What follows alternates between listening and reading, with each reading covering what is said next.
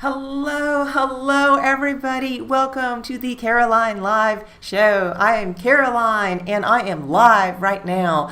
Thank you, everybody, for joining today. If you are online, say hello, and I will say hello back to you. I see Walter is online from Germany. Hi, Walter. I see KB. Hi again. Dondo, Tato, I can't pronounce these names. Hi there. Rodney is back. Hello, Rodney. I hope you are well and safe as well. And Billabong Productions, hellos, everybody. Thank you so much. Everybody's on time this week. Woohoo. And I've got a great show planned for you today. And let's jump into the housekeeping, of course. We always start with housekeeping here. Hot here, Caroline. Hi, Ian. Let's see. So we do this every Thursday at 3 p.m. my time, Eastern Standard Time. I'm in Atlanta. This is a place of positivity. And last but not least, very important, please mute your Amazon Echo devices because I will be saying the wake word a lot in this show, and I cannot mute it out because this is a live show.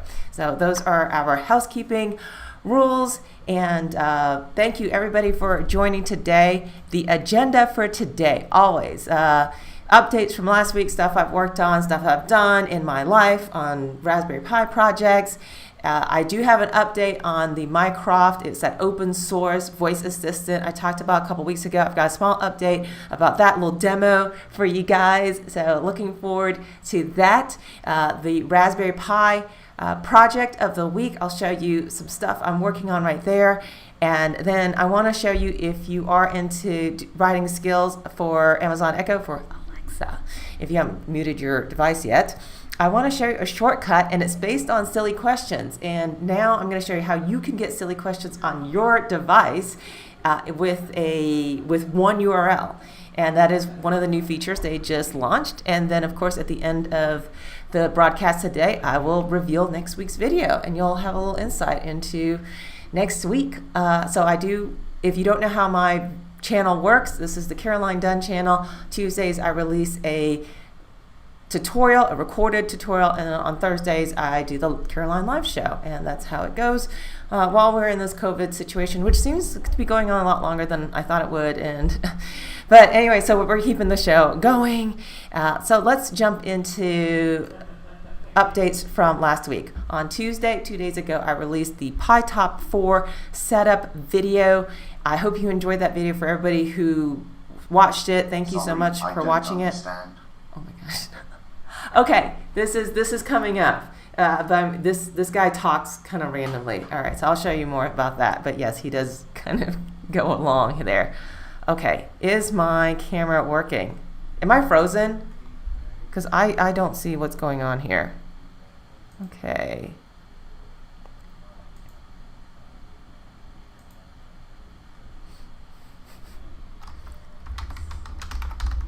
I think I'm experiencing some technical difficulties here. Okay. Let's see how this works. All right, can y'all see me now?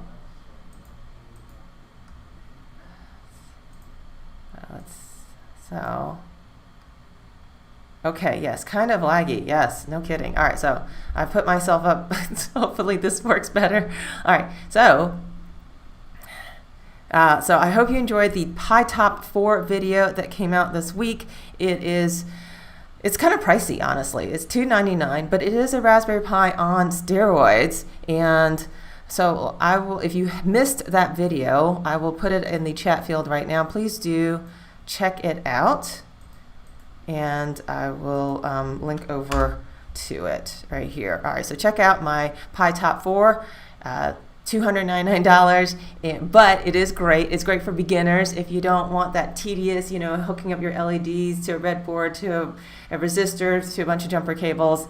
This is practically plug and play, and you are learning about Python coding. It is a great jumping off point to start learning about technology if you're not familiar with it, whether you're young or whether you're old. Fun for the whole family. All right, let's see. Okay, everybody says yes, frozen. Okay now. All right, so I think I'm back. Hopefully, wait until I switch to the next screen. That'll be great. Let's see.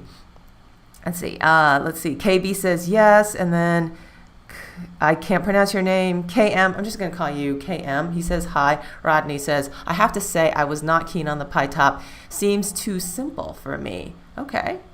Yeah, if you're a beginner, if you're advanced, I could totally see that. But I talk to people and they're like, okay, what's the beginner project, or how do I get started in technology? And this is great. But if you're advanced, then maybe this isn't for you. So Rodney, I guess I kind of agree with that.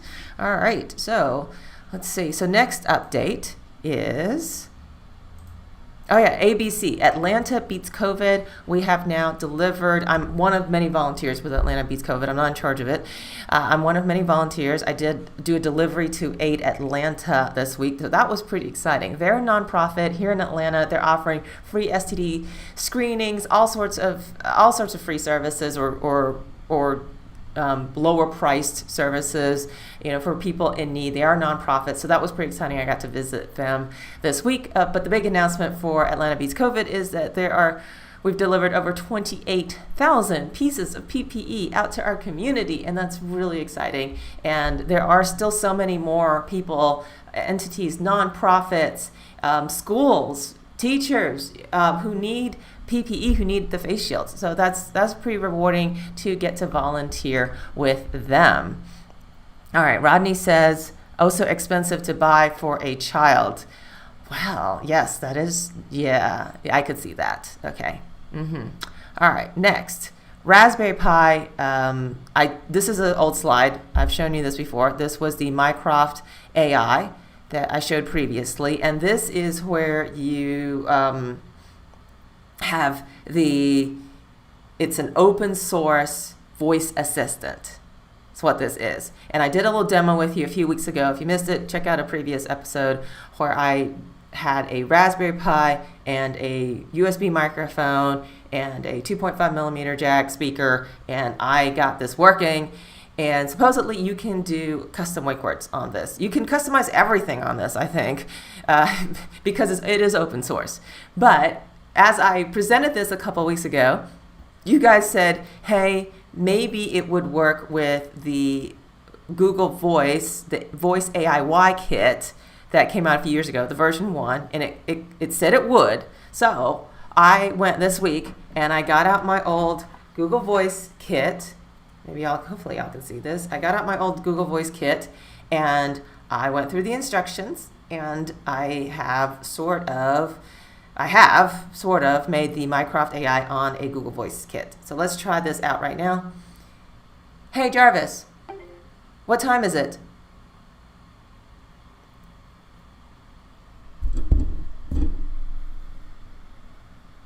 The current time is 3:10 p.m. Eastern Daylight Time, Thursday, August 13th, 2020.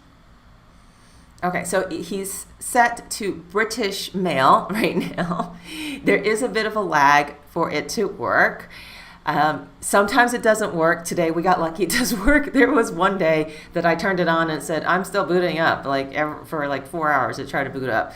And the button is not connected to anything. There's nothing to do with the button, so there's no wire. I did not connect up the button. So it's just the AIY kit, and I just put the button for decoration, basically.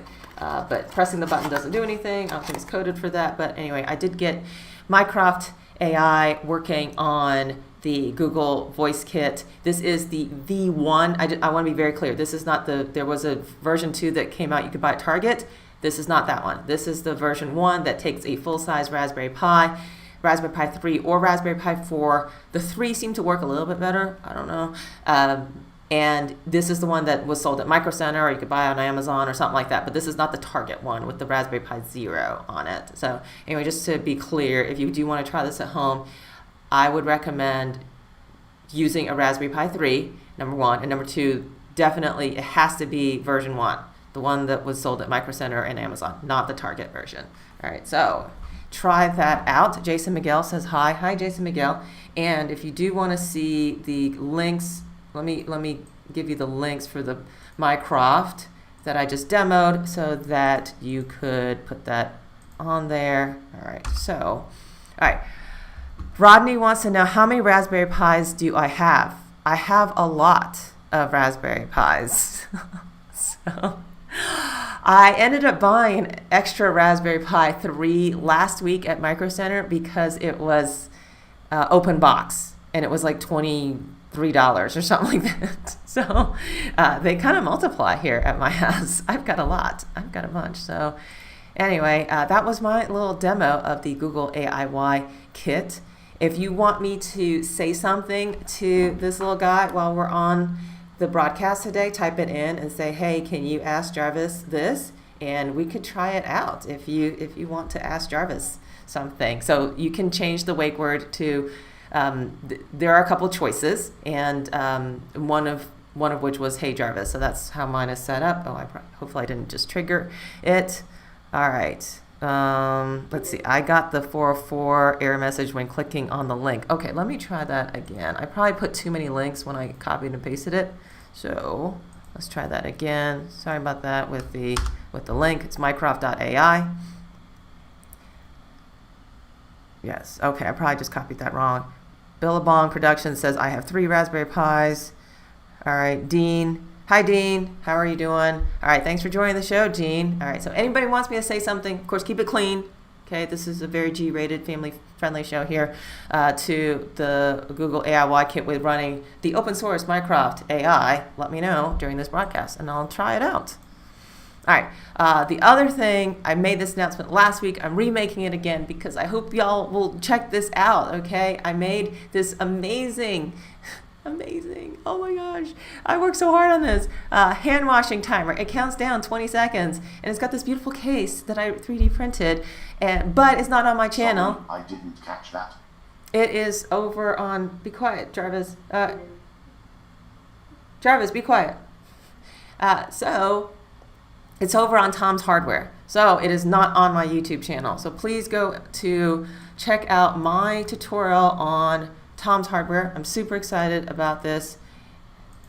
And hit enter. All right, Rodney says he only has 2 Pis. Only! Hey, that's more than most people. So that's great. You have 2 Pis. All right, so everybody, if everybody on this show wants to let us know how many Raspberry Pis they own, feel free to share. So I know I have 4 Pis right now running that World Community Grid that I featured a couple weeks ago on my channel, where I'm donating my computing power to finding stuff for COVID, finding the cure for COVID. So I've got 4 over there, and then my 3D printer, I know I have a Raspberry Pi over there, and then I've got 1 inside here, and then I've got a couple, ones that I'm doing actively doing projects on right now that kind of just go for it. Okay, Walter says just to top it, got 5. All right, 5. Wow, that's a lot.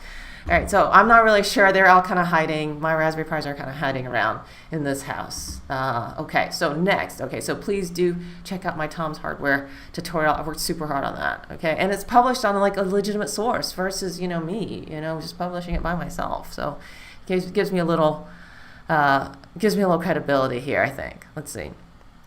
Dondo says 5 Pi 0Ws, 1 Pi 4, and 1 Pi 3 Plus. Okay, that's a lot. You really like those 0Ws. Very good.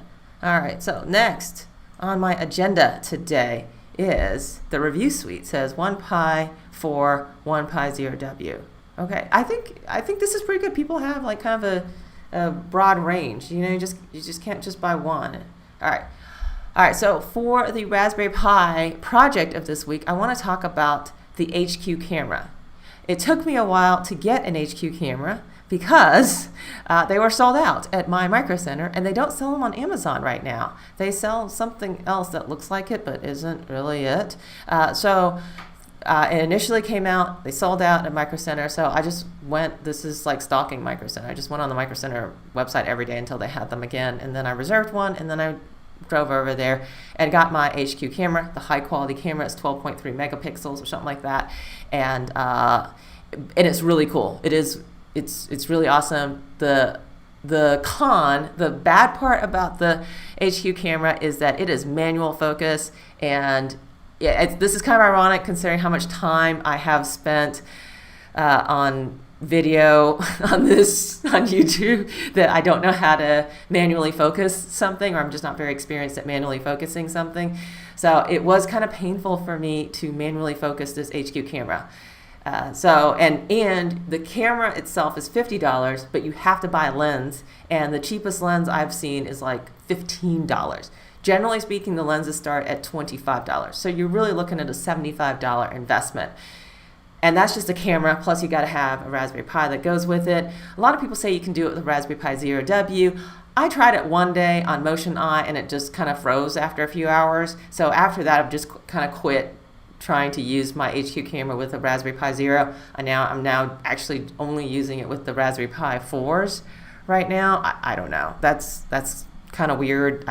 Anyway, but I did want to show you a picture, hopefully, that they have, that hopefully I can get this on my VNC. Let's see if VNC is working here.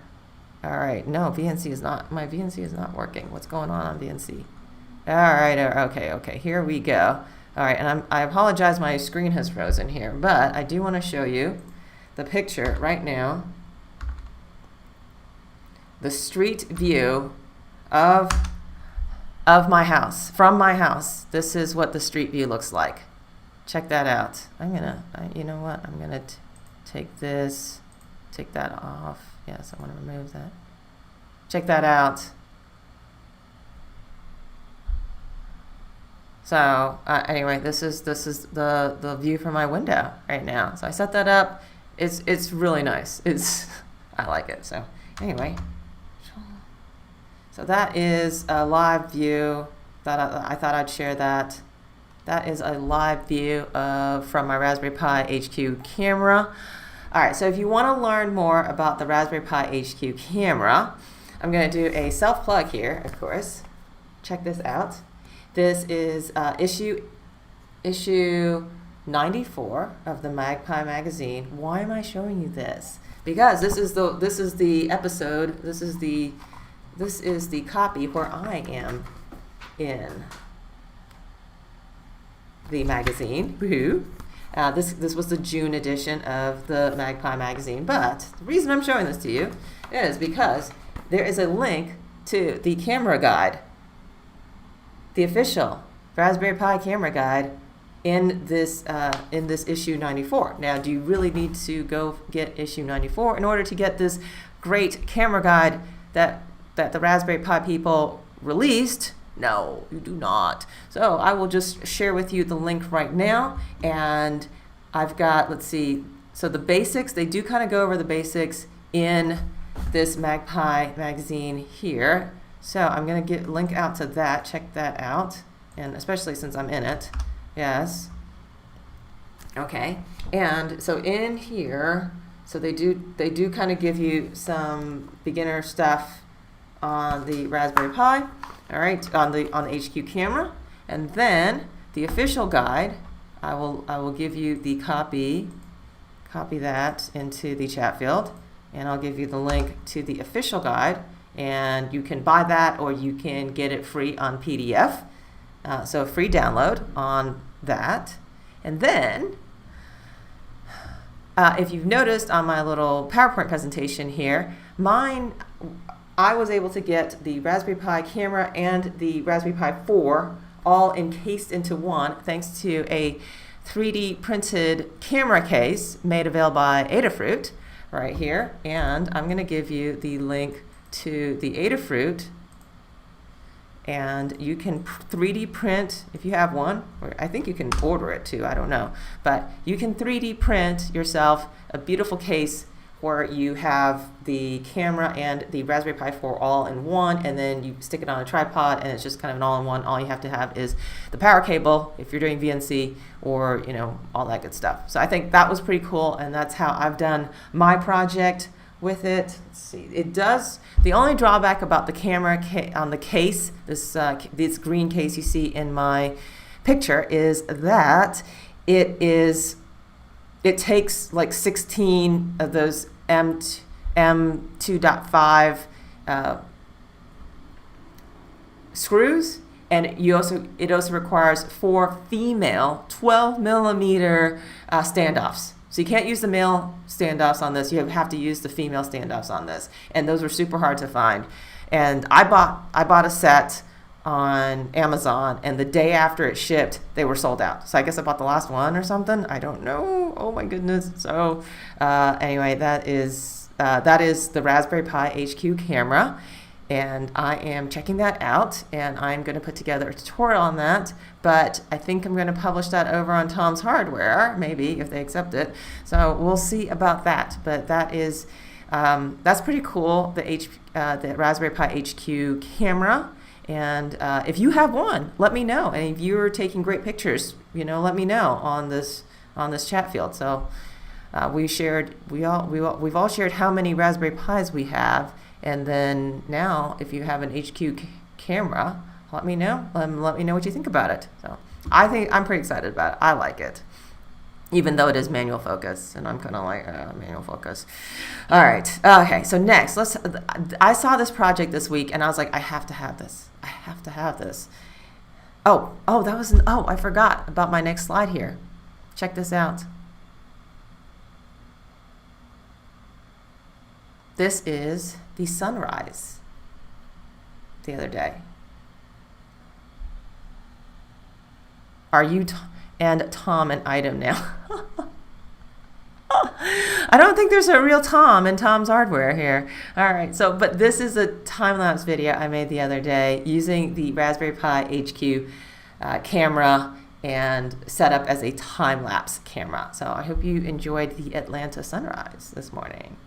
All right, so let's talk about the other project I'm just dying to do. I don't know how I'm going to do this project.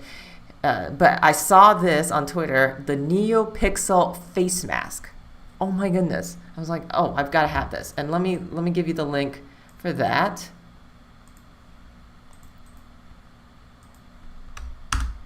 Here it is, NeoPixel LED face mask. And this looks like a lot of work. But they kind of figured out a lot of things. They are using individual strips that they have soldered together and sewn onto a piece of fabric, and they can slide that into the face mask. And then, of course, you need battery power. The batteries are in the back of the back strap of this face mask. So it kind of looks more like some sort of aqua goggle, like scuba diving breathalyzer thing, than it does a face mask at this point. It looks very industrial, but still, I wanted to make this NeoPixel face mask so badly when I saw this week. So check it out. The full tutorial is right there where I've just put it. But I didn't have nearly any stuff, and I don't have a sewing machine to sew this magical face mask. So I took this picture of myself yesterday. I don't know if y'all remember this, but a couple weeks ago, or actually over a month ago, I made this little NeoPixel ring, and then I 3D printed this diffuser over it. And so I just took this picture where I just kind of stuck using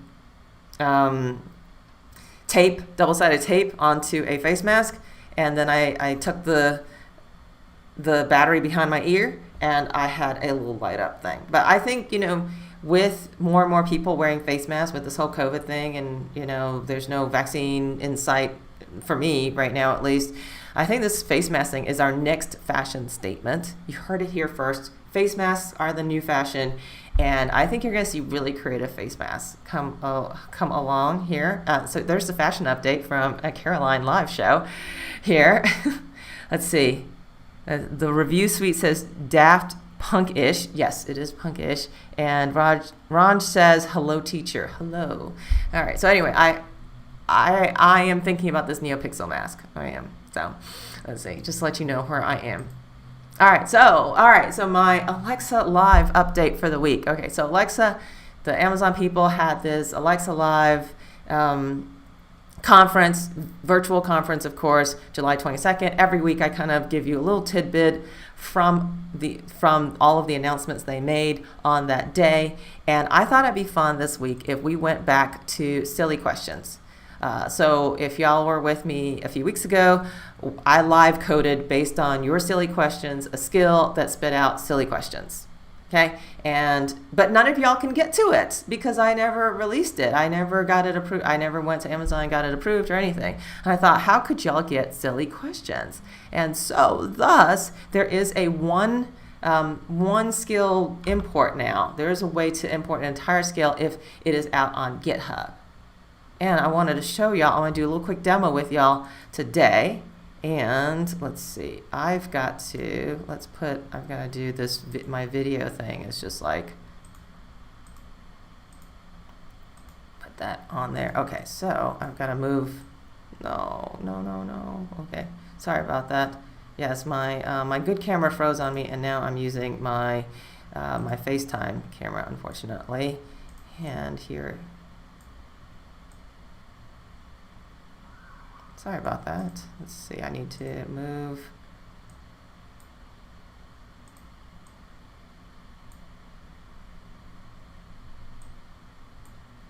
All right, where am I? All right, here I am. I'm gonna move myself down over here into the corner so y'all can actually see my screen. Okay. Okay, here we go. All right, so now let's go over here and let's see, Alexa Live. All right, so if y'all want to see all the announcements, all the stuff, it is right here. Alexa Live. I'll copy and paste that into the chat field, and then, all right, so now I'm gonna do a demo for you guys. So we made the silly questions skill where y'all submitted your silly questions, and then it gave you a silly question. And now I will show you how to import silly questions into your own Alexa, where you will have the source code for yourself. All right, let's see. So first of all, what I had to do is I had to download all of the source code for silly questions onto my computer, and then I uploaded onto this GitHub page. And so it is on my GitHub page, Caroline done silly questions. I'm going to copy and paste that. And I'll paste that over here into the chat field. So if y'all want to check this out, you can. So now you go to developer.amazon.com. Hopefully I'm still logged in. You go to developer console, and then you go to Alexa Skills Kit, not voice service. You want to go to Alexa Skills Kit. Here we go.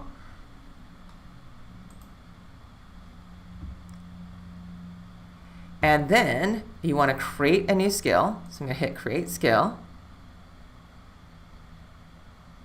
And then you've got to make the skill name. So I'm going to do silly questions as my skill name. I'm going to do custom. That's the default. And then I'm going to do Alexa hosted Node.js. I'm going to do default for that.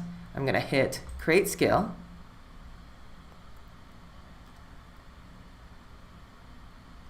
And then check this out. There's this button here. It says import skill. And then I'm going to paste my GitHub repository. Hopefully this is going to work. Hit import. And it is going to go to my GitHub page, take all that code, upload it right here into my skill, and it's going to make the silly question skill right here with that one URL. So that means you guys, if you have and it's free to create a developer.amazon.com account. If you have an account on there and you go through these steps that I just showed you, you can have the silly question skill for yourself. How cool is that? Oh my gosh. Okay, so I do want to point out there are a lot of limitations to this, of course. This is brand new. So if you want the technical documentation for it, it is right here, and I'm going to copy and paste the URL for that so you can check out exactly how it works, all the little details. But if you just want silly questions on your Amazon Echo device, you can just follow the same process I did. Here it is, okay, and check it out. See, so invocation name is, okay, you gotta change this to silly questions. All right, and then let's see, we got an interaction model. All right, intents. Do we have the silly? Okay, we have the question intent. All right, that was there. Code. See if it uploaded my code. All right, yes, it looks like it uploaded my code. Check it out. So your silly questions are right here. When will gold hit 10,000? why do we drive on parkways and park on driveways? All right, and then you go hit test.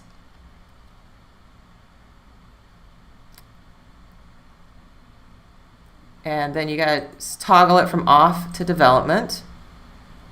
And then you can just type in open silly questions. Let's see if it works. No, it did not work. It may or may not work because it needs to. No, it did not work. Okay, so I need to build this over again. All right, so maybe we'll go over here. I think I gotta hit build, and then we can test this again. Build, invocation, silly questions, save, build the model. All right, so anyway, after it builds, we'll go back to test, and then we will be able to have silly questions. You'll be able to have silly questions on your device. All right, Scott says, FYI, you have 2 YouTube streams going on at the same time. I was on the other stream sending messages with some other people and thought it was odd we didn't see your messages. Uh-oh. Ooh, oopsie. I don't know what's going on here. Okay, I'm having some technical difficulties today. Sorry about that. I'm sorry if I missed anybody's messages. Oh my goodness. Yes, yeah, I had all sorts of problems. Okay, so let's go over to test, and then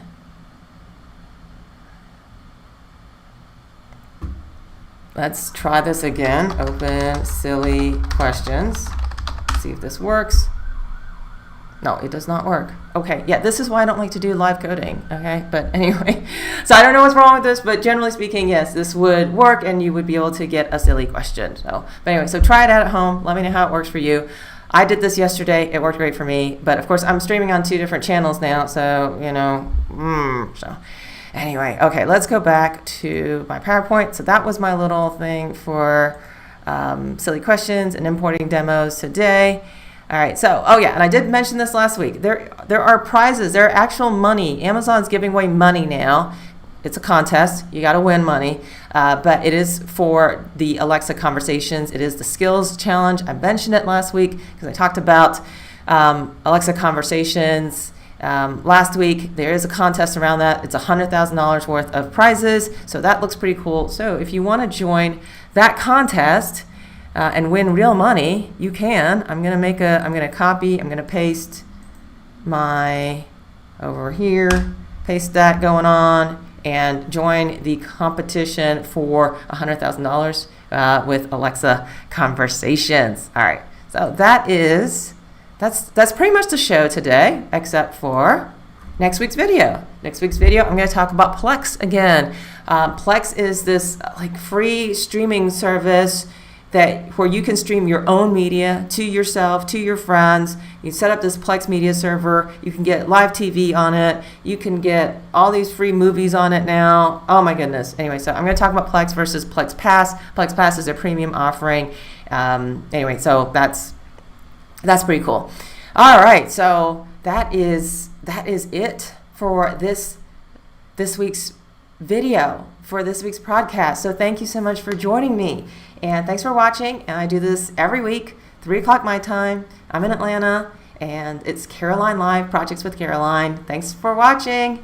Bye.